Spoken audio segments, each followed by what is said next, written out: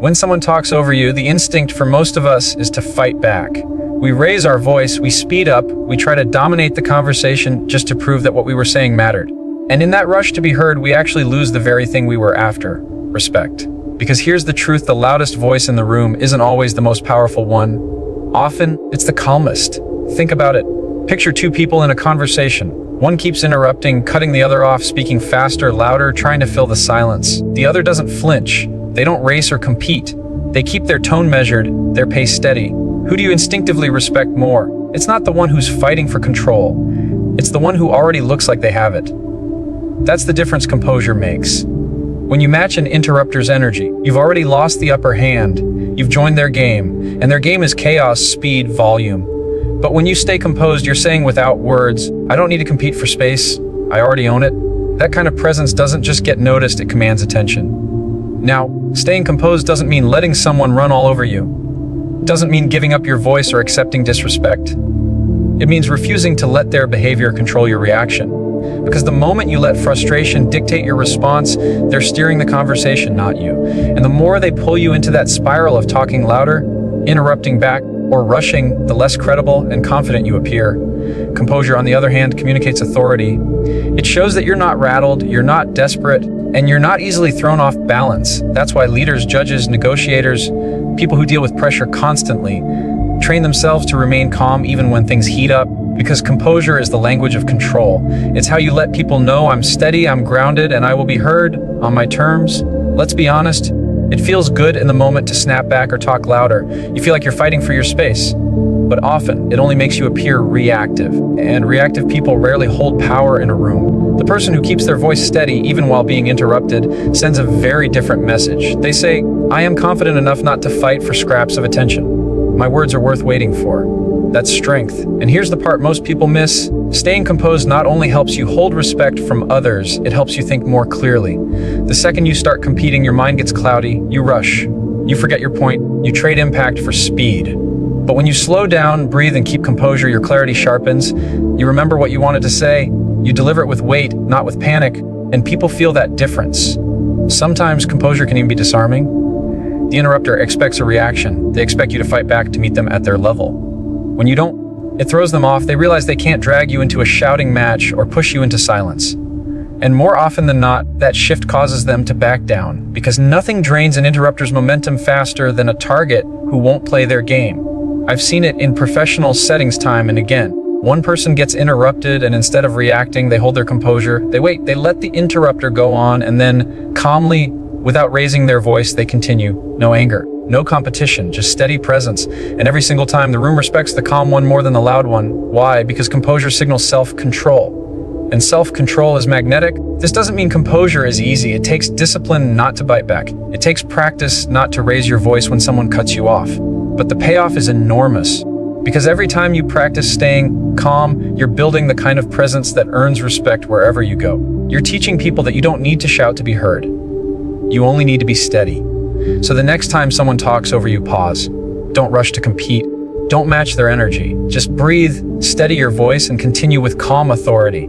It will feel different from what you're used to, but it will also look different. And that difference is exactly what people notice. At the heart of it, staying composed isn't just about handling one interruption. It's about the bigger picture, protecting your credibility, your confidence, and your voice. Because when you can hold your ground without losing control, you don't just get heard, you get respected. And in any conversation, respect is far more powerful than volume. When someone talks over you, your first instinct might be to push harder.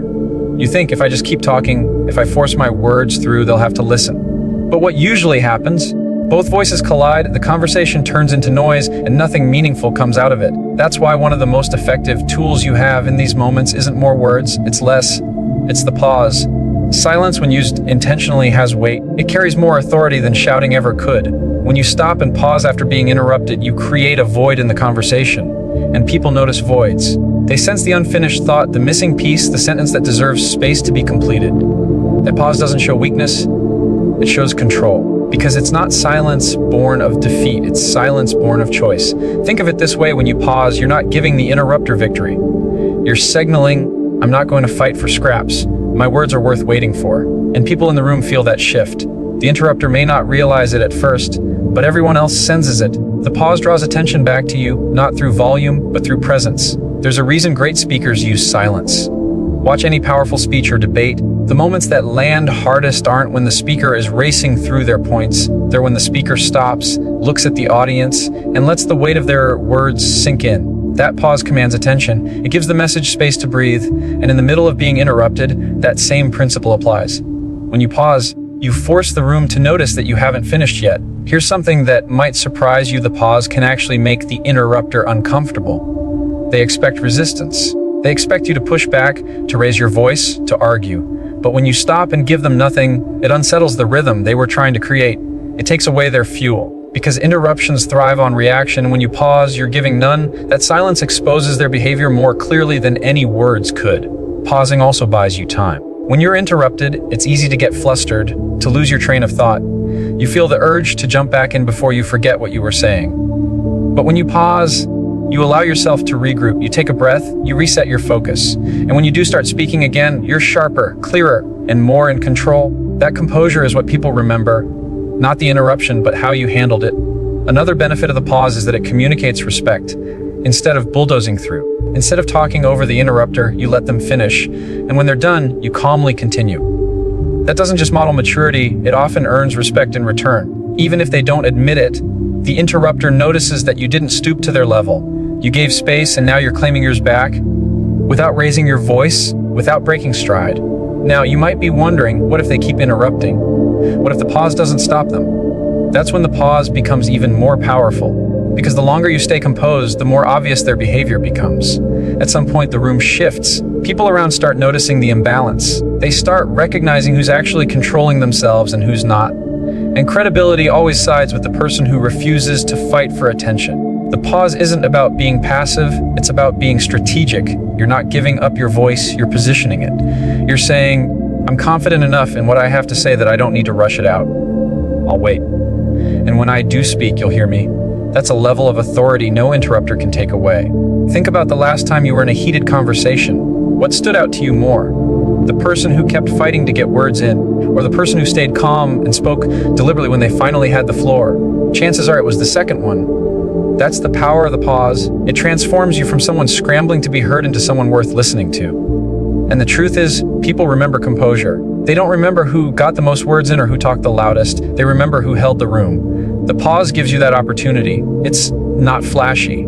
It's not aggressive, but it's incredibly effective. So the next time someone talks over you, resist the urge to battle it out in volume. Instead, stop, let the silence work in your favor. Use that moment to steady yourself, to draw attention back to you, and to remind everyone listening that your words matter enough to wait for. Because silence isn't empty. In the right hands, it's full of authority. And when you master that, no interruption can take away your presence. When someone talks over you, the temptation is to either shut down completely or to fight back by talking louder. But both of those reactions put you at a disadvantage. One makes you disappear, the other makes you look combative. There's a middle ground that's far more powerful, acknowledging what just happened, than calmly redirecting the conversation back to where it belongs.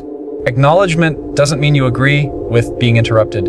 It doesn't mean you're fine with it, or that you're surrendering your voice. It simply means you're showing awareness of the moment without losing your composure. And here's the truth: people respect awareness more than they respect defensiveness. When you calmly acknowledge an interruption, you take the sting out of it. You strip away the tension, and instead of reacting emotionally, you're handling it with clarity. Imagine you're in a meeting explaining an idea and someone cuts in before you finish. You don't need to raise your voice or slam the table. A simple acknowledgement could sound like, "That's a good point. Let me finish what I was saying and then we can come back to yours." Notice what that does. You're not shutting them down completely. You're giving their contribution some recognition, but you're also redirecting the spotlight back where it belongs. That balance is key. You're firm without being confrontational. Here's why this matters: when you acknowledge first, you disarm the interrupter. Most people interrupt because they feel the urge to be heard immediately. If you ignore them, they'll push harder. If you attack them, they'll defend themselves. But if you acknowledge them, that itch is scratched, they feel seen. And once they feel seen, they're more likely to actually pause and let you continue. It's a psychological release valve, and you're the one controlling it. But acknowledgement alone isn't enough. If you stop there, the interrupter still holds the floor. That's why the second half, the redirect, is so important. Redirecting means you steer the conversation back to you without losing rhythm. It's like saying, "I hear you, but I'm not done. Here's where we wear, and the beauty is, you don't have to raise your voice to do it. The calm redirect communicates that you're not afraid to claim your space. Think about how powerful that is in everyday conversations too, not just meetings. Let's say a friend keeps interrupting you when you're trying to share something personal. Instead of snapping with, "Stop interrupting me," which usually makes them defensive, you could say, "I get what you're saying. Let me finish this thought first." That simple shift changes the entire dynamic. You're not attacking them, you're guiding them. And most people respond much better to guidance than to criticism. Acknowledgement and redirection also build trust with others listening in. If you're in a group setting and you handle interruptions this way, people notice. They see you respecting someone's input while still holding your ground. That's leadership in action. Leaders aren't the loudest people in the room. They're the ones who can balance firmness with respect. And this technique embodies that balance perfectly. The key to making this work is tone. If you acknowledge someone with sarcasm like, "Oh, great, thanks for cutting me off," you lose the effect. That's not acknowledgement, that's hidden frustration. The tone needs to be calm, neutral, steady, almost matter of fact. Because your goal isn't to humiliate the interrupter, it's to guide the conversation back to its proper place. And people trust voices that stay steady under pressure. Now, you might wonder, what if the interrupter keeps going even after I acknowledge them? That's where repetition becomes your ally. You don't need to invent new phrases every time. You can calmly use the same pattern. I'll get back to that, but let me finish this point first. Over time, consistency makes your boundary clear. You don't need to escalate, you just need to be unshakable and holding your ground. Another layer to this strategy is eye contact. When you acknowledge someone, you can glance at them. But when you redirect, shift your gaze back to the group or the person you were originally addressing. That subtle movement signals where the focus belongs.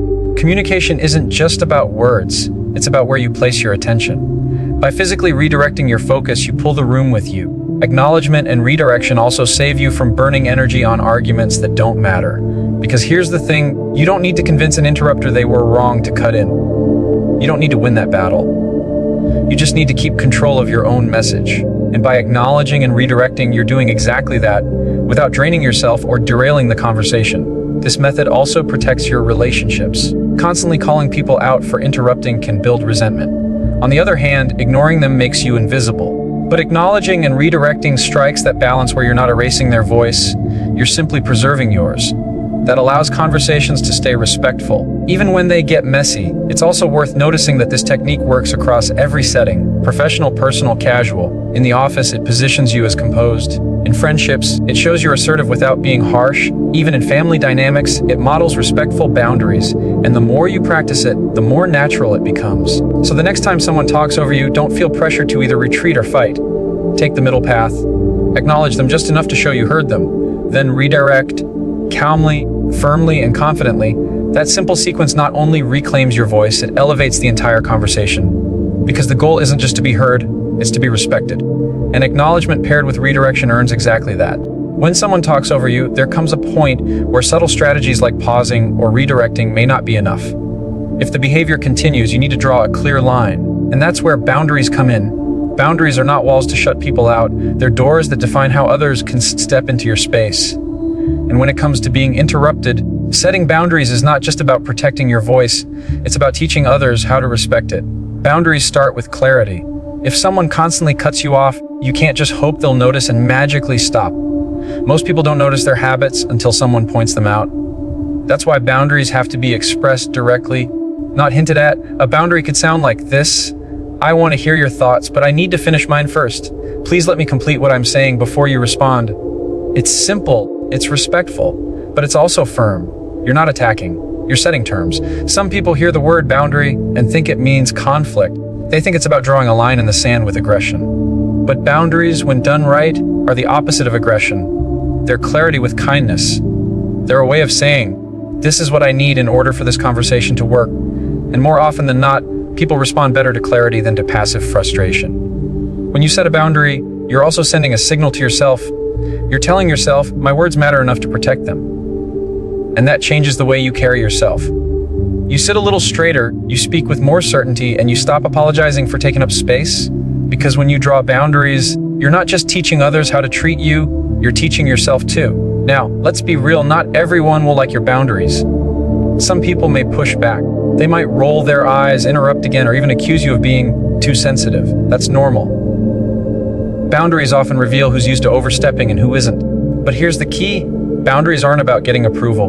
They're about creating respect, and respect doesn't always come instantly.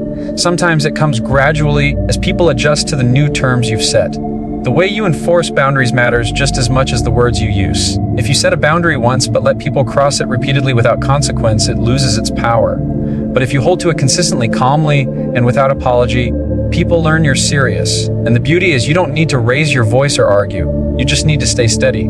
Over time, that consistency teaches others that you won't tolerate being talked over. Boundaries also create safer conversations for everyone. When you set one, you're not just protecting yourself, you're setting the tone for the entire group. You're modeling how discussions can flow when everyone gets space to be heard. Think about a meeting where one person dominates and no one else speaks up. Now imagine someone setting a boundary like, let's make sure each of us has a chance to finish before moving on. Suddenly, the room shifts. The boundary benefits not just you, but everyone. Sometimes, boundaries are as much about what you don't allow as what you do.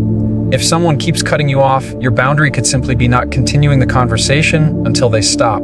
Silence can be a boundary too. You don't reward the interruption with attention. You pause, you wait, and only continue when the space is given back to you. That non-verbal boundary can be just as effective as words. Setting boundaries also shows maturity. It demonstrates that you can handle conflict without avoiding it and without escalating it. Many people either run from conflict or rush into it. Boundaries let you take the third path, the path of controlled strength. You're not running. You're not attacking. You're calmly holding your ground. And that steadiness is what makes people take you seriously. You may be thinking, what if setting a boundary damages the relationship? Here's the truth. Any relationship that crumbles because you asked for respect wasn't built on respect to begin with. Real relationships, whether professional or personal, grow stronger when boundaries are clear. Because boundaries don't create distance, they create trust. They show that you value yourself enough to ask for space, and that you value the relationship enough to communicate that space directly. One of the most powerful things about boundaries is that they're memorable. People might forget parts of a conversation, but they rarely forget the moment someone calmly said, "Please let me finish before you respond." That sticks, because it's unusual. Most people either let interruptions slide or explode in frustration. Few people set boundaries with calm authority, and when you do, it leaves a lasting impression. The beauty of setting clear boundaries is that you don't need to over-explain them. You don't need a 5-minute lecture about respect. One sentence, delivered with calm confidence, is enough. The strength of a boundary lies in its simplicity, and the more you practice it, the easier it becomes. So when someone talks over you, remember this: silence can be powerful, redirection can be effective, but sometimes you need something stronger. You need to draw the line. You need to set the boundary that says, I will not fight for my voice.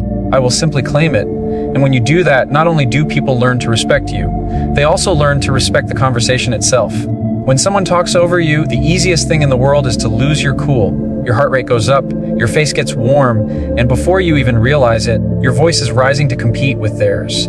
That reaction is human. But here's the problem: the moment you lose calm, you also lose control. You hand the power of the room over to the other person because now the focus isn't on the interruption, it's on your frustration. And that shift takes away your influence. Calmness under pressure is not about pretending you don't care. It's not about shutting down your emotions or being passive. It's about choosing composure in the middle of tension so that you remain the anchor in the conversation. Think of a storm at sea. The waves are crashing, the wind is howling, everything is chaotic. But deep down at the ocean floor, it's still, steady, unmoved. When you stay calm while being interrupted, you become that anchor. You're showing everyone in the room, I'm not shaken. I'm steady, I'm still here. What most people don't realize is that calmness actually carries more weight than intensity. Anyone can raise their voice. Anyone can get flustered. But staying calm when someone cuts you off or dismisses you, that stands out. It makes people lean in because calmness communicates strength. It tells the room you're confident enough not to fight for scraps of attention. You know your words will land, even if you don't rush to force them out. There's also a psychological effect at play here. When someone talks over you, they often expect a fight. They expect pushback, frustration, maybe even a sarcastic remark. But when you stay calm, you disrupt that script, you throw off their rhythm. They were prepared for resistance, not for composure. And that shift forces them to adjust, often making them realize their behavior stands out in the wrong way. Calmness exposes them without you ever having to call them out. But staying calm isn't automatic, it's something you practice. One way to do it is with your breath. In the moment you feel yourself wanting to snap back, pause and take a slow breath before responding. That tiny delay gives your brain enough space to choose composure instead of reaction. It might sound small, but it makes all the difference. Because in conversations, the first voice to lose calmness usually loses credibility. Another way to stay calm is to remind yourself of the bigger picture. Ask yourself, what's my goal here? Is my goal to win a shouting match, or is it to be heard and respected? When you keep that bigger picture in mind, it's easier to let go of the need to react emotionally. Calmness allows you to focus on the outcome, not just the moment. It's also important to notice your body language when you're staying calm. Your tone might be steady, but if your arms are crossed, your eyes are darting, or your foot is tapping nervously, the room still picks up on your agitation. Calmness isn't just in your voice, it's in your presence. Keep your shoulders relaxed, your expression neutral, your gaze steady. That physical calm reinforces your verbal calm, and together, they create authority. Staying calm doesn't mean staying silent forever. It doesn't mean letting the interrupter run the show. It means choosing the moment when you enter the conversation with intention. Instead of reacting immediately, you let them finish, and then you calmly say, I wasn't finished. Let me complete my thought. That calm re-entry is powerful because it's deliberate. You're not just throwing words back into the chaos, you're placing them with precision, and people take notice. Now, let's be honest, calmness takes discipline, especially when the stakes are high. If you're in front of a boss, a client, or someone whose opinion matters deeply, it's natural to feel the pressure. But here's the truth, those are the exact moments when calmness counts the most. Anyone can stay composed when the situation is easy. It's the high-pressure interruptions that separate the people who are easily rattled from the people who command respect. Think about the leaders you admire. Are they the ones who explode at the first sign of pushback, or are they the ones who stay calm even when they're challenged? Calm leaders aren't calm because they never feel pressure.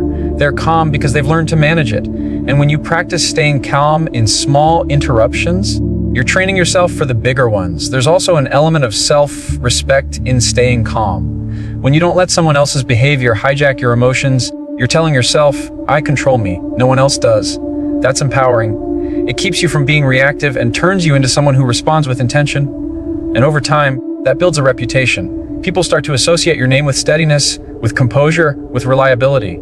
That's a powerful brand to carry into any room. And here's the best part, calmness is contagious. When you stay steady under pressure, others around you start to mirror that energy. A chaotic conversation begins to settle. A heated debate cools down. Your calm presence lowers the temperature in the room, and people follow suit. Without even trying, you've changed the tone of the entire exchange, not by force, but by example. So when someone talks over you, resist the urge to fight noise with noise. Instead, choose calm. Breathe, steady yourself, and when you speak again, let your composure carry more weight than volume ever could.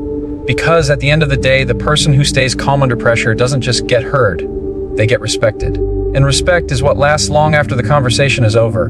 There comes a point in some conversations where no strategy will fix the situation. You've paused, you've acknowledged, you've redirected, you've even set boundaries, but the other person just keeps talking over you. They're not listening, they're not respecting, and they're not willing to adjust. And that's when one of the most powerful tools you have is simply knowing when to step away. Walking away doesn't mean you've lost. It doesn't mean you've given up or that your words weren't worth saying. In fact, it means the opposite. It means you value your words too much to keep throwing them into a space where they're not being respected. It means you're strong enough to recognize when the conversation has stopped being productive. And that strength, the ability to step back instead of forcing a fight, is what protects both your peace and your credibility. The truth is, not every conversation is worth finishing. Some people interrupt not because they're excited or distracted, but because they're committed to dominating the space. They're not interested in listening. They're only interested in winning. And if you keep battling for a voice in that environment, you lose something more important than the conversation. You lose your composure. That's why walking away isn't weakness. It's wisdom. It's knowing your energy is too valuable to waste.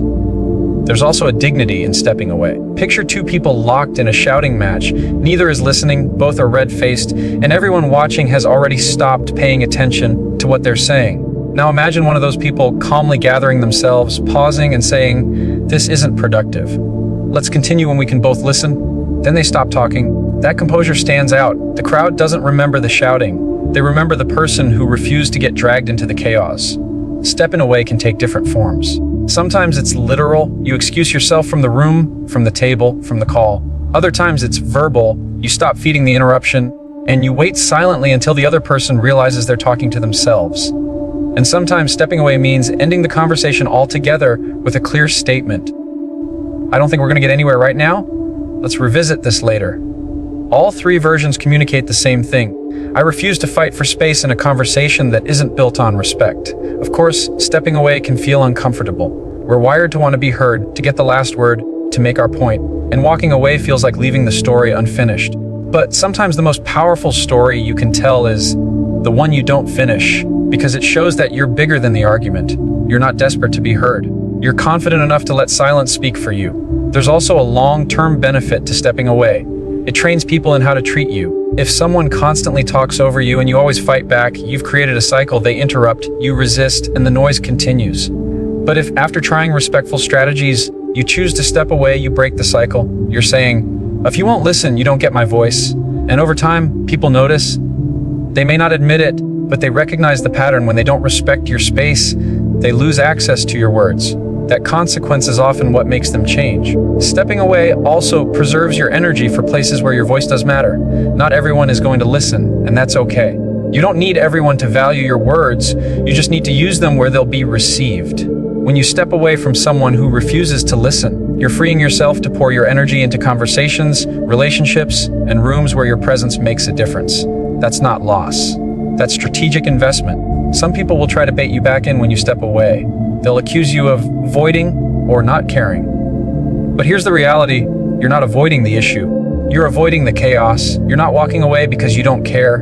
You're walking away because you do care about your peace, your presence, and the quality of the conversation. That distinction matters. And when you hold it with calm confidence, no accusation can shake you. The best part about knowing when to step away is that it gives you control. Interruptions make you feel powerless, like someone else is deciding when you can and can't speak. But walking away flips that power dynamic. Now you're the one deciding when the conversation ends. You're the one deciding where your energy goes. And that choice is what restores your authority. So when someone talks over you and none of the strategies seem to work, remember this: you don't have to win every battle to win the war. Sometimes the greatest victory is refusing to fight. Sometimes the strongest voice is the one that chooses silence. And sometimes the wisest move is stepping away so that when you return with clarity, composure, and a voice that demands respect. Because in the end, being heard isn't about forcing people to listen in the moment. It's about building a presence that people want to listen to over time, and knowing when to step away is one of the most powerful ways to build that presence. So here's the bottom line: people are going to talk over you. It's part of life, part of work, part of relationships. You can't control that. What you can control is how you respond. And the way you respond is what determines whether you're just another voice in the noise or the steady presence people respect and remember. You start by not matching chaos with chaos. You use the power of the pause, because silence can command more attention than shouting ever will. You acknowledge and redirect, showing that you hear others, but you're still confident enough to finish your own thought. You set boundaries, not with anger, but with clarity, teaching people how to treat you without tearing anyone down. And through it all, you stay calm, because composure is your credibility. And when none of that works, when the other person refuses to listen, you know when to step away. Not because you've lost, but because you refuse to waste your voice where it won't be respected. That choice doesn't make you weaker, it makes you wiser. The truth is, being heard isn't about being the loudest person in the room. It's about being the most intentional. And every time you pause, redirect, set a boundary, stay calm, or step away, you're sending one clear message: my words matter. And when you carry yourself like your words matter, people learn to listen. So the next time someone talks over you, don't fight for scraps of attention. Don't let frustration hijack your voice. Instead, choose presence, choose composure, choose respect. Because the strongest voice in the room is never the loudest. It's the one that cannot be ignored.